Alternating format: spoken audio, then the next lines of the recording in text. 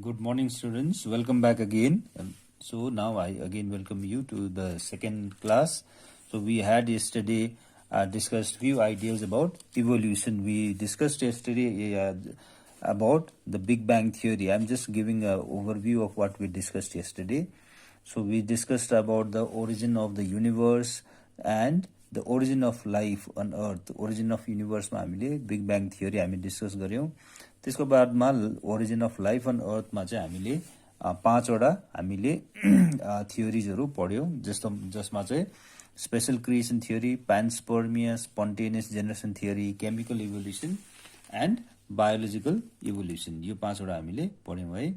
र along with this we also discussed about the evolution of life on earth. What are the different theories that have been put forward. So we discussed yesterday, one was Lamarckism, proposed by Jean-Baptiste Lamarck. Then we discussed the other one, Darwinism, proposed by Charles Darwin.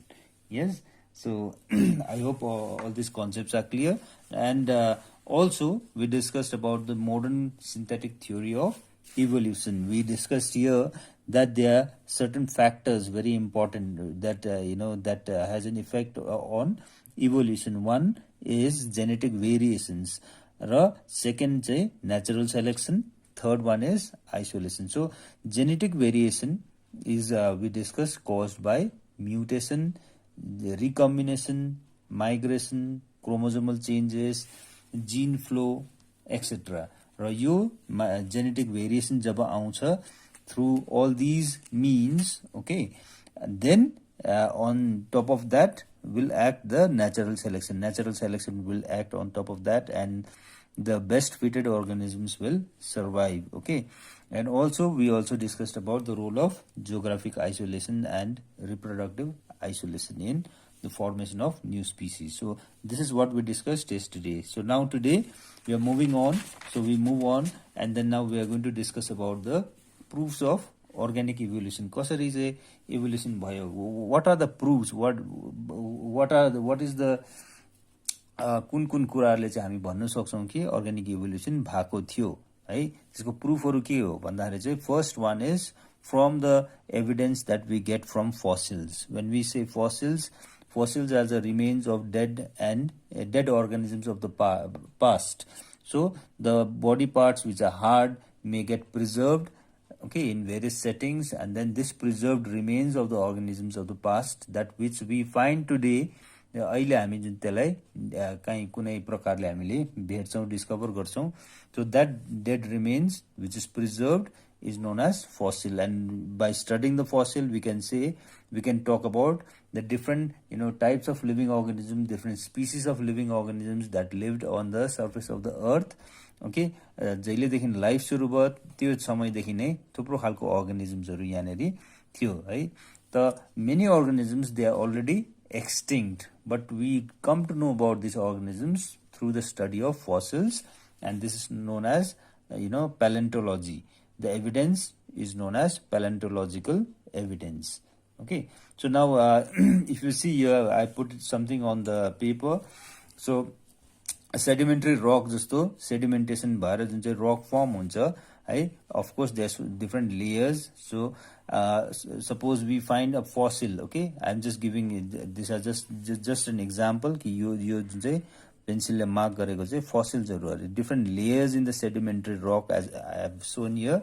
So the fossil which is found at the bottom, suppose this sedimentary rock that is at the bottom of the sea है, sedimentation भएर rock form भएको, त यो organism जुन चाहिँ छ सबभन्दा मुनि है, सी बेडको सबभन्दा मुनिपट्टि जुन चाहिँ organism छ भने यो चाहिँ organism is the oldest one, because sedimentation हुँदै जाँदा त यो माथिको जुन चाहिँ छ this fossil, in other words at the top, is the youngest one. So यहाँबाट हामीले के पनि चाल पाउँछौं भन्दाखेरि चाहिँ अर्थको different time period, geological period चाहिँ हामीले त्यसलाई इराजहरु, इपोक्सहरु भनेर हामीले यसरी छुटाउन सक्छ. कुन टाइम पिरियडमा चाहिँ कुन अर्गानिजम बाँच्दै थियो भनेर हामीले चाल पाउन सक्छ by looking at the fossil. So this fossil is the oldest here, and the one at the top is the youngest fossil. So also another thing we can also find out that date, कुन समयमा कति के भन्छ million years अगाडि यो बाँच्दै थियो भन्नु पर्दाखेरि चाहिँ we can do radio carbon dating, and through radio carbon dating we find the tentative time of this, the time in which these organisms lived. So यस्तो प्रकारले हामीले we can use radio carbon dating for dating the fossils. So this was one evidence by this from the study of the fossils that we can talk about the evolution that took place in the past. So अर्को evidence चाहिँ कहाँबाट हामी पाउँछौँ भन्दा चाहिँ by looking at the anatomy and morphology, by comparing the anatomy and morphology of living organisms. र यो anatomy र morphology भन्नु पर्दाखेरि चाहिँ जस्तो चाहिँ I give you some examples. We have studied about homologous organs and analogous organs. You have studied in the smaller classes. So यही कुरासँग related छ यहाँनेरि. So first I'm talking about the presence of analogous structures in living organisms. Analogous भन्दाखेरि चाहिँ के हो? Origin wise they are different. Okay, so origin तिनीहरुको different छ, but the functions are same. Okay, so like for example, I've just put one example here. So wing of a bird and wing of butterfly. If we look at the structure, the anatomical structure of the wing of a bird, okay, bird को wing हेर्यो भने हामीले त्यहाँनेरि जस्तो प्रकारले humans को मा जुन चाहिँ फोर आर्ममा जति पनि बोन्सहरु छ एक्ज्याक्टली सेम बोन्सहरु देख्छौं है, अलिकति रिड्युस्ड फर्ममा हुन्छ भने यो जुन चाहिँ wing of butterfly or for that matter wing of housefly पनि हुन सक्छ, कुनै बीजहरु पनि हुन सक्छ है. त तिनीहरुको विंग्स हेर्दाखेरि चाहिँ के देख्छौं भने it's just peppery, it is like a peppery structure छ, but both this the purpose of the wing is meant for the organism to fly. Okay, so these wings are evolved to help the organism to fly. So गर्दाखेरि चाहिँ although the origin is different, the function is same. So यो चाहिँ हामीले के भन्नु सक्छौं यहाँ भन्दाखेरि चाहिँ living organisms have evolved in such a way as to achieve, here in this case they have evolved in such a way to achieve the purpose of flying. So गर्दाखेरि चाहिँ the aim is to fly. So के भन्छ उनीहरुको evolution एउटा common कुरातिर जाँदैछ है. So therefore wing of a bird बाट मैले इभोल्भ टु फ्लाई गर्दैछु, विङ अफ बटरफ्लाई बाट पनि फेरि यता नै आउँदैछ, अर्को अर्गानिजम बाट पनि यहाँ नै आउँदैछ, गर्दा चाहिँ you can see it is converging to a point, it is coming to a point, the purpose that is to fly. Okay, so therefore we also use the word convergent evolution. Convergent means to come to one point. Okay, so all living organisms are they have evolved in a common manner. त्यस्तै प्रकारले another example of convergent evolution.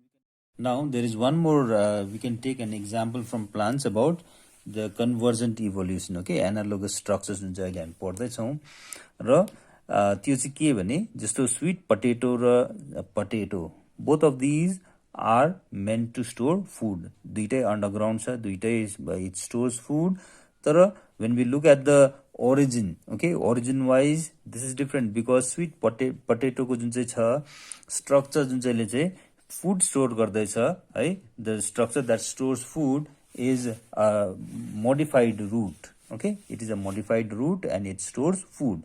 Whereas if you have to talk about potato, we know that potato is an underground stem, but they are performing the same function. So although their origins are different, their functions are same. So this is a very important example. So you could get a question on this in your board examination. किनभने generally हामी के गर्छौं, animals मा मात्रै हामीले बेसी focus गर्छौं, sir यो चाहिँ plants बाट एउटा example छ है.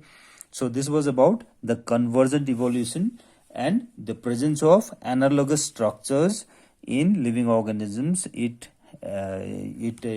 gives us an idea that evolution converges to a certain point. जस्तो अघिको यो नक्सा जुन चाहिँ छ यहाँ हामी हेर्यो भने evolution is coming to one point, converging to one point. So convergent evolution चाहिँ केले देखाउँछ? Presence of analogous structures. यो भयो convergent evolution को कुरा. अब अझै अर्को पनि छ divergent evolution ले पनि हामीलाई yeah, that is also another proof of evolution. Okay, so when we say divergent भन्नु मतलब चाहिँ एउटा पोइन्टबाट चाहिँ के हुँदैछ, one from one common ancestor. Okay, I put it here, one common ancestor, and from that common ancestor, living organisms have evolved in different directions. Just I have shown it, it is moving out in all different directions. Say for example, the forelimb of bat is meant to fly. Now I'll be showing you the structure of this, the forelimb of all these organisms. The textbook ma cha, त्यो म देखाउँदैछु अहिले shortly. Before that, let us see this forelimb of bat meant to fly, the forelimb of man, okay, meant to work, forelimb of whale meant to swim, and the forelimb of cheetah meant to run. Now let us look at the structure. Okay, किनभने this divergent evolution is proved by the presence of homologous structures. Homologous structures भन्ने बित्तिकै त्यसको origin same छ. Okay, the origin is same and the functions are different. So let us look at the same origin. कस्तो प्रकारले चाहिँ origin same छ है. Let us look at the structure of this forelimb of living organism. Now see this four examples जुन चाहिँ अहिले मैले दिँदै थिएँ. The forelimb of man, for example, see, yeah, the different structures. You look at the structure, origin is same, we said, because these are the homologous organs. Okay, number one is the humerus. Okay, number two marked here is radius. Number three is ulna. Number four, name of the bones. Okay, number four, carpals. Number four is ear. Okay, number five, these are the metacarpals. And number six, the जुन चाहिँ finger मा जुन चाहिँ छ है यो finger मा, so these are the phalanges. Okay, so you see this is in case of man. Okay, the same number of bones are there in cheetah also. See, of course the structure is slightly changed, but the number of bones are same. त्यसै प्रकारले whale मा हेर्दा पनि हामी same bones देख्छौं. This humerus is highly reduced, you can see. Radius ulna पनि reduce भएको छ है. त फेरि के भएको छ जुन चाहिँ phalanges हरु एकदमै extend भएको छ है. This is in whale. And bat मा हेर्यो भने पनि त्यस्तै modifications हरु हामी देख्छौं है. So origin wise it is same. Look at the, so how can all these organisms be different? यसको origin different कसरी हुन सक्छ? If the bones are similar, it means that there is a common ancestor. There was a common ancestor in the past, in some remote past. कुनै एउटा common ancestor बाटै evolve भएर आएको यो different organisms. So therefore there is a similarity in the structures, in the forelimbs here. Okay, but of course we know that the purpose for which it is used is different. Like we said, cheetah, the forelimb is used to run. For bat, it is used to fly. Man to work, and for the whale to swim. So origin wise it is same, and function wise it is different. So this presence of homologous organs is a proof of divergent evolution. I hope you have understood what is divergent evolution now. From, as I already said, common ancestor बाट के हुँदैछ, it is diverging in all different directions. Different ecosystems मा बाँच्नको लागि चाहिँ different organisms have evolved in different ways. Okay, so and then they have formed different structures जुन चाहिँको के भन्छ, they are structurally similar but functionally they are different. So this is one example of what homologous structures. The second example we can talk about this in plants again. Okay, so this one is plant. यो animals मा थियो माथिको भने मुनिको चाहिँ plants मा. So again this is very important in plants. So you could get a question from here. So tendrils of cucurbita species. जो चाहिँ cucurbita species भन्ने बित्तिकै it comes under the family Cucurbitaceae. Okay, of course we are not talking about dogs, boys. So we are talking about the plant species that falls, and examples of which are squash, pumpkin, cucumber, and so on. So all these comes under cucurbita species. Okay, so cucurbita species ma हेर्यो भने चाहिँ at the axillary position of the stem, the axillary position मा जुन चाहिँ stem र leaf को जुन चाहिँ बीचको position छ, we know that is axillary position. त्यहाँबाट what arises, the tendrils will arise, and these tendrils will hook onto a support, and then it will give support to the plant. कुनै एउटा solid structure मा attach हुन्छ र it gives support to the plant. Okay, so see त्यस्तै प्रकारले bougainvillea मा पनि the thorn of bougainvillea मा चाहिँ कहाँबाट arise हुन्छ भन्दा चाहिँ it also arises from the axillary position, the same axillary position, but the function is different. See, origin wise it is same and function wise it is different. So these are examples of homologous organs in plants. So tendrils of cucurbita and the thorn of bougainvillea, these are examples of homologous organs in plants. So यहाँबाट चाहिँ हामी के बुझ्छौं भन्दाखेरि चाहिँ यो अर्गानिजम्समा यति similarity छ. Okay, so यो स्ट्रक्चर्सहरु एक्जिलबाटै दुईटै निस्किँदैछ. ओके, भन्नुको मतलब यो organisms, they also had a similarity, they also had a common ancestor. Of course, now they have evolved to survive in different conditions. एउटाले के भन्छ सपोर्ट लिनु हेल्प गर्दैछ भने अर्कोले चाहिँ यो स्पाइन्सहरुले थर्नले चाहिँ के गर्दैछ, it is giving protection to the plant from maybe grazing animals. Okay, so it is being protected. So function wise it is different, origin wise it is same. So this is homologous organ, and this homologous organs it proves that divergent evolution took place in living organisms, so that these living organisms can live in different varied ecosystems, different conditions of climatic conditions, geographical conditions. र यो चाहिँ थियो second खालको जुन चाहिँ proof है. र एउटा भयो हामीले कम्प्यारेटिभ एनाटोमी एन्ड मोर्फोलोजीमा फर्स्ट. सो स्टार्टिङ त हामीले प्यालेन्टोलोजिकल एभिडेन्सबाट गरेको थियौं. सेकेन्डमा कम्प्यारेटिभ एनाटोमी एन्ड मोर्फोलोजी. यसको भित्र चाहिँ हामीले convergent evolution proved by presence of analogous structures and divergent evolution proved by the presence of homologous structures. So this we discussed. Now we move forward. So the third one, okay, the third type of evidence is the biochemical evidence. When we talk about biochemicals we are referring to all those molecules, chemical molecules that are present in the body of living organisms inside the cells. So we may talk about the structure of RNA, DNA, protein molecules, which are in turn made up of amino acids. Okay, so fat molecules, यो सबै चाहिँ के हो, biomolecules. So यी सबै living organism, there cannot be a living organism without DNA and RNA, DNA, or more correctly we can say nucleic acid. DNA and RNA are known as nucleic acid. कुनै पनि living organism मा दुईटा कुरा हुन्छै हुन्छ. One is the nucleic acid. Some organisms may have only RNA. Okay, तर nucleic acid, either DNA or RNA or both, is always there. Along with that, protein is also always there.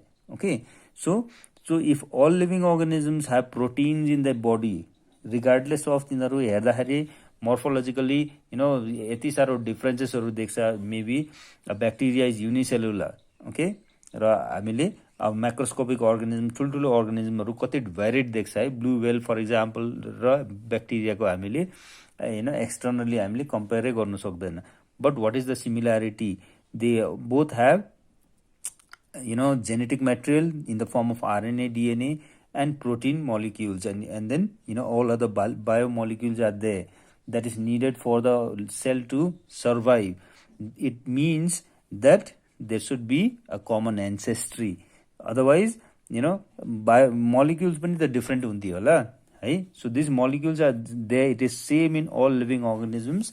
In itself is a proof, it is a biochemical proof that evolution has taken place. So I hope I am clear. So यो भयो third evidence. And the fourth evidence, also one particular phenomena known as industrial melanism. This phenomena was observed in England in the 1850s. Okay, So this phenomena, this was an interesting observation that was done, and then it proves that nature, or in other words natural selection is taking place. Okay, जुन चाहिँ अहिलेसम्म हामीले इभोल्युसनको concept हामीले synthetic थ्योरीमा डार्विनको थ्योरीमा we discussed about natural selection. So that natural selection does take place in nature. That it was proved from this observation. So your pre-industrialization in England and post-industrialization सँग related कुरा छ है. Pre-industrialization industrialized जुन चाहिँ समयमा चाहिँ के थियो भने चाहिँ they were hardly any industries, and then later on के भयो फ्याक्ट्रिजहरु सेटअप भयो. with all these factories were running in coal, and then this coal when it burned produced a lot of smoke and soot, and then this carbon particles started depositing on the trees, the bark of the tree, the leaves. गर्दाखेरि चाहिँ जुन चाहिँ ट्रीको जुन चाहिँ बार्कहरु पनि के भयो dark कलरको हुन थाल्यो है. त त्यसको अगाडि प्री इन्डस्ट्रियलाइजेसन समयमा चाहिँ त्यस्तो थिएन. जुन चाहिँ ट्रीको बार्कको व्हाइट थियो भने आफ्टर इन्डस्ट्रियलाइजेसन त्यही ट्रीको बार्क चाहिँ के भयो डार्क कलर भयो. That is because of the deposition of the soot. So त्यो हुनुको कारणले त्यो चेन्ज गर्दाखेरि त्यसले पनि के भएको छ, त्यसले पनि त्यहाँ पनि नेचुरल सेलेक्सन देखिएको छ. कस्तो प्रकारले भन्दाखेरि चाहिँ two different types of moth, white winged moths and dark winged moths, यसको पपुलेसन स्टडी गरिएको थियो. So before this industrialization. Okay, so industrialization हुनु अगाडि जुन पोल्युसन थिएन, पोल्युसन एकदमै कम्ती थियो. the bark was whitish, so therefore the this population of white winged moths were more in number. Why? The reason is this white winged moth, they could actually camouflage better. जस्तो यो diagram हामीले हेर्यो भने okay, the first one, so this diagram, so this figure, so the white winged moth, they were better adapting, okay, camouflaging with the surroundings as compared to the dark one. So dark one चाहिँ के हुँदै थियो, त्यसको प्रेडेटरहरूले त्यसलाई भेटेर तिनीहरूलाई खाँदै थियो र यसको population, the population of the dark winged moths was less in number. But as a result of industrialization, what happened, now you see the bark became darker in color, and because of that the dark winged moth चाहिँ के भयो, so it is camouflaging better. So this white winged moth is being more visible to the enemy or the predator. So this white winged moth is being eaten up more. It means the population of white winged moths decreased after industrialization. So this phenomena was observed in England, and this is known as the industrial melanism. So talking more about this industrial melanism, so one very important thing that we should know is that the environmental conditions are also very important. They also have a role to play in natural selection. They assist in natural selection. Okay, so जस्तो प्रकारले environment मा pollution नहुँदाखेरि चाहिँ white moths हरु, the population was more in number. Pollution बेसी भएपछि चाहिँ के भयो, डार्क विङ्ड मथ्सको पपुलेसन बेसी भयो, किनभने तिनीहरूले क्यामोफ्लेज गर्दै थियो डार्क ब्याकग्राउन्डमा. Dark winged moth was surviving better as compare to the white winged moths. Okay, so I hope I am clear here. And then now what are the implications, what is the implication of this, है? Now talking more about this implications, एउटा त हुन सक्छ यसको result, त्यसको के भन्छ असर के छ त है. सो त्यो भन्दाखेरि चाहिँ एउटा हुन सक्छ कि जस्तो से जहाँ जुन लोकालिटीमा व्हाइट विङ्ड मथ पुरा छ भने इन एबन्डेन्स नम्बर भने चाहिँ हामी बुझ्न सक्छौँ कि त्यो एरियाको पोल्युसन लेभल कम्ती छ. र डार्क विङ्ड मथ बेसी छ भने चाहिँ हामी भन्नु सक्छौँ सायद पोल्युसन बेसी छ है. र त्यो प्रकारले हेर्दा यो मथले पनि एउटा पोल्युसनको इन्डिकेटर हुन सक्छ है. र त्यस्तै प्रकारले लाइकन्सहरू पनि के हुन्छ, they can also be used as industrial pollution indicators है. लाइकन्सहरू जहाँ ग्रो हुँदैन त्यहाँ चाहिँ हामी भन्न सक्छौँ त्यहाँ के छ, बेसी नै पोल्युसन भएको छ भनेर हामी बुझ्न सक्छौँ है. पोल्युसन नभएको जग्गामा चाहिँ लाइकन्सहरू फ्लरिस गर्छ. र अर्को इम्प्लिकेसन चाहिँ के छ भन्दाखेरि चाहिँ जस्तो यहाँ पनि दिएको छ है, excessive use of herbicides, pesticides, त्यसले चाहिँ के गर्छ, त्यसले it results in the selection of resistant varieties in a much lesser time scale. So natural selection त हुँदैछ in nature, selection was taking place, it is taking place in nature. Okay, but these days what is happening because of human activities, because of यहाँ माथिको example मा when we talked about industrial melanism, it was all because of human activities that the dark moth, winged moth was getting selected. We caused pollution in the environment, and because of this pollution what happened, the dark winged moths got selected. So it was human interference here. So त्यस्तै प्रकारले जुन चाहिँ मुनिपट्टि यहाँ अहिले दिएको छ, excessive use of herbicides by humans, pesticides. So त्यसले गर्दा चाहिँ के भएको छ, it has resulted in the selection of resistant varieties. Living these organisms have learned to resist this pesticides and herbicides. So in a shorter period of time, resistant varieties have developed. त्यस्तै प्रकारले when you talk about resistant varieties, this is a very very important point here. So again you could get a question in the board exams. So यहाँनेरि अर्को के important कुरा छ भने चाहिँ for microbes also this is true, for microorganisms. Say for example, we talk about tuberculosis bacteria, resistant types, okay, MDR, XDR, we talk about all these things. So the rampant use of antibiotics and drugs, or the improper use, okay, when people don't take their dose properly, they leave the medicine somewhere in between, okay, they do not complete the entire sequence of dose complete. जब खाँदैन भने चाहिँ त्यो bacteria, त्यो pathogenic organism जुन चाहिँ बडीमा छ त्यो राम्रोसँग मरेको हुँदैन, त त्यसले के गर्छ, it will learn how to resist. So त्यसले गर्दा चाहिँ के हुँदैछ भन्दा चाहिँ I put it up here. So there is one terminology. So microorganisms, they have learned to resist, and resistant varieties have developed over a period of time. So what has taken place because of all these rampant use of herbicides होस्, pesticide होस्, या improper use of antibiotics, यो सबैले के हुँदैछ, evolution of resistant varieties of pathogenic organisms have taken place. So यसलाई चाहिँ भन्छ evolution by anthropogenic action. When we say anthropogenic, it is human. Okay, human actions ले के हुँदैछ, evolution हुँदैछ. We are actually हामी भन्न सक्छौं, we are speeding up the process of evolution. Okay, त त्यो process of evolution सायद अब हाम्रो लागि चाहिँ राम्रो छैन, because we are developing resistant varieties. So this is another very very important point. So कस्तो प्रकारले natural selection लाई चाहिँ human interference ले असर पार्छ है. So with this we come to the end of this class. So thank you so much for your patience. So go through the lessons again, and any questions you have, please WhatsApp me, and I'll always be there. So thank you so much. See you again next class. Next class मा चाहिँ हामी अब then we'll move on to other concepts like adaptive radiation. Of course this is all related to जुन चाहिँ divergent evolution जुन चाहिँ अहिले हामी भन्दै थियौ है, यो कुराहरू हामी नेक्स्ट क्लासमा गर्नेछौँ. ओके.